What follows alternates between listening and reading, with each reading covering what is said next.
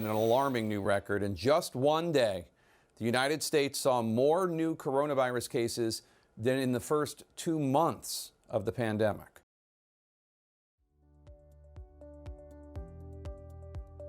First of all, we all have to adapt quite quickly for the changing environment.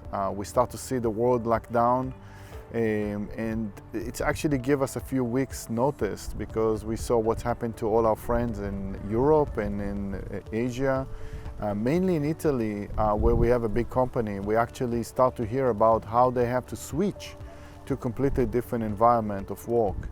So we have a few weeks of experience in the group that help us a lot, because immediately when it's happened here in the US, we start to communicate with our partners overseas and mainly with the headquarters. We quite quickly realized that the world is changing on us. There's a lot of things that went through my head. I think my first concern was my safety and my family's safety, because the pandemic was something very new that I've never experienced before. I think another thing that was going through my head is, I wonder how this was going to affect business, people's jobs, and what was going to happen to a lot of people and what was going to happen to my job. Working with companies that were going through in and out of furloughs was very challenging.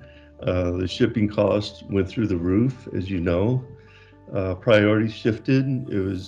We worked with companies overseas, and all of a sudden the main priority was making face masks. It was no longer, providing lenses and or hand sanitizer or whatever. Everybody had new direction. During this year, we faced basically 3 different crises, actually. First of all, the pandemic came, and we had to make a decision quite quickly how we organize the company and who's going to stay to work, who's not going to stay working for the short times. And I was very happy that we have to be out only for about 60 days. The second challenge that we had is that the cash flow. How are we going to survive? Where are we going to get the money to continue to run the company, while we was very worried that maybe the customers will not have money to pay. So we start to manage the company from a cash flow point of view, what everybody actually chime in and help to make it happen. The third things that happened to us this year was the VSP change of formula that hit us by surprise. We didn't expect it. We was a very strong partner to VSP for about 14 years without any issue whatsoever. And then suddenly, because some relationship that we have with Essilor, we find ourselves out of the formula in a very bad way, and we was really concerned that many things will happen. Then we had to actually furlough RAs and 3 RMs. And that was a pretty emotional thing to do. I mean, we were affecting our team's livelihoods. And I know after we made the announcement, Rich and I spent a whole day calling each and every AE in the company, just to touch base and to let them know that we're there for them, and our job while they're gone was to be able to take care of Shamir so that they had a really good place to come back to. So I was very fortunate. All the folks that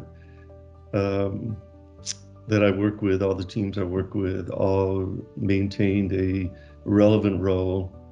Some of us moved in and out of furlough, but we all had to continue. One of the challenges that we have to reinvent ourselves is how to work from home in an efficient way.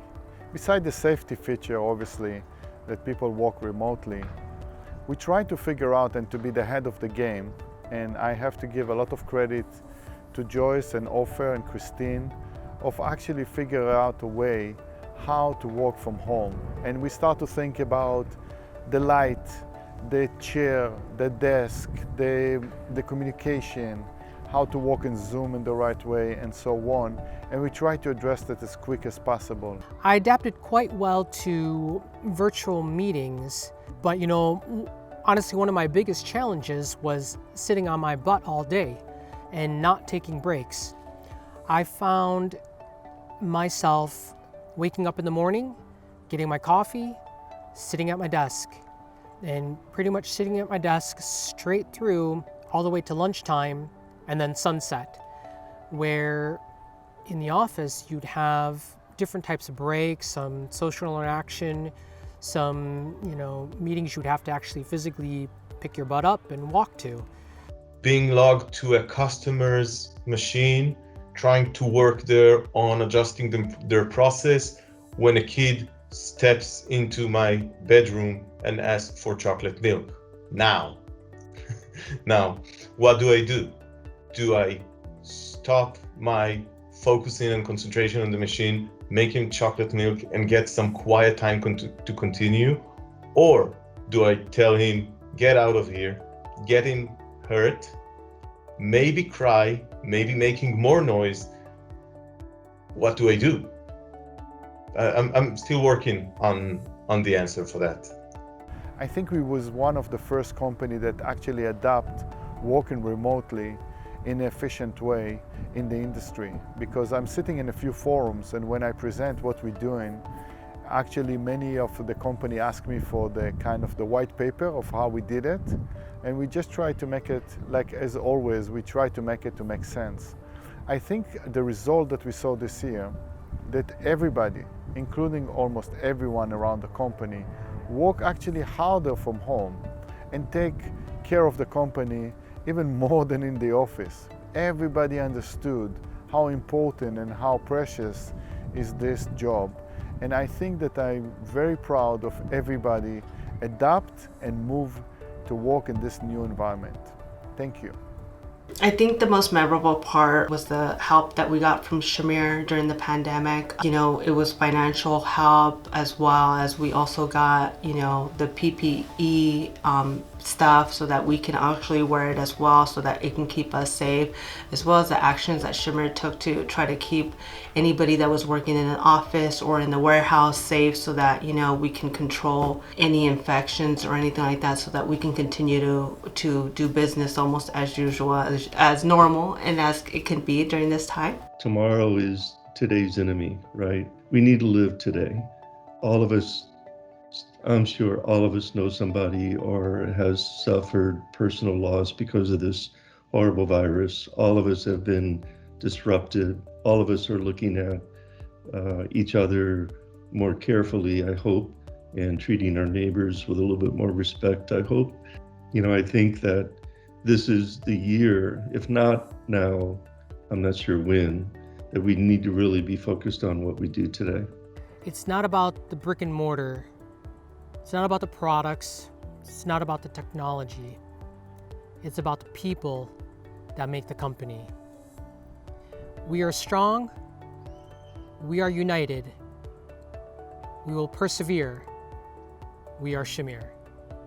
Shamir is friendly and flexible. Shamir is agile. Shamir is strategic. Shamir is forward-thinking.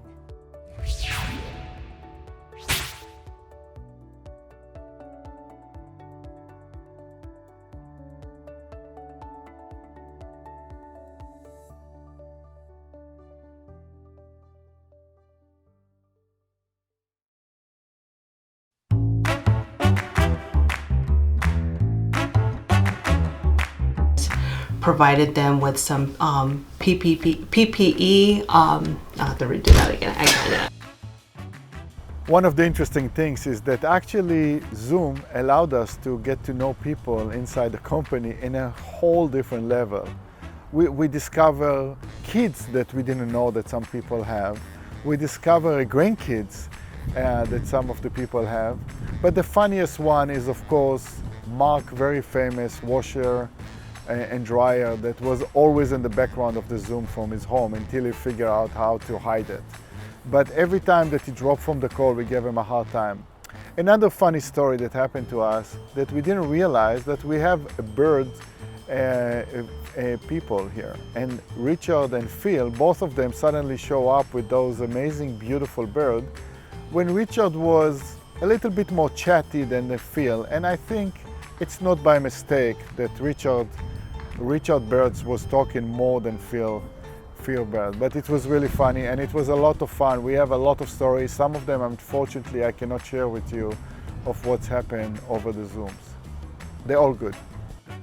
I think in 2020, I think what I realized is that for 15 pounds, or 15 pounds as they say in the UK, I earned a degree in crisis management.